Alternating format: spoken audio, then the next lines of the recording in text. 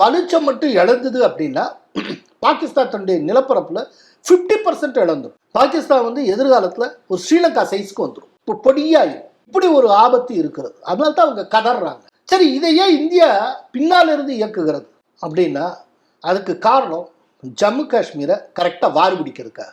நீங்கள் ஜம்மு காஷ்மீரில் ஓவராக விளையாடினீங்க அப்படின்னா லஷ்கர் இ தொய்பாவிய மற்ற இந்த நிழல் அமைப்புகளை கூட்டு ரொம்ப பிரச்சனை பண்ணீங்க, அப்படி பண்ணீங்கன்னா நீங்கள் ஜம்மு காஷ்மீரில் தலையிட்டால் நாங்கள் பலூச்சில் தலையிடும். நீ அமைதியாரு, நான் அமைதியாரு.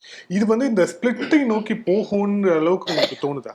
ஏன்னா வந்து இப்போ வந்து பாகிஸ்தான் பலகீனமாக இருக்கிறது, இந்தியா ரொம்ப பவர்ஃபுல்லா இருக்கு. பங்களாதேஷ் விவகாரத்தையே வந்து அது பிரதமர் மோடி பார்த்து கொள்வார்னு அமெரிக்க அதிபர் ட்ரம்ப் சொல்ற அளவுக்கு இப்போ பங்களாதேஷ், பாகிஸ்தான் இந்த விவகாரத்துல வந்து ஒரு சர்வ வல்லமை பொருந்திய இடத்துல இந்தியா இருக்கு அப்படிங்கிற போது, ஏற்கனவே பங்களாதேஷ்ங்கிற ஒரு நாடையும் உருவாக்கி இருக்கு அப்படிங்கிற போது பலோச்சிஸ்தானும் அப்படி உருவாக வாய்ப்பு இருக்கா? அதை வந்து இந்தியா செய்யுமா? அதை இந்தியா நேரடியாக செய்யாது, ஆனால் பலூச் பிரிவதற்கான வாய்ப்பு இருக்கு. ஆனால் நாளைக்கே நடந்துடும் சொல்ல மாட்டேன். ஏற்கனவே பாகிஸ்தான் வந்து தன்னுடைய நிலப்பரப்பை இழந்திருக்கு, கிழக்கு பாகிஸ்தான். அப்படி ஒரு ட்ராக் ரெக்கார்டு இருக்கு.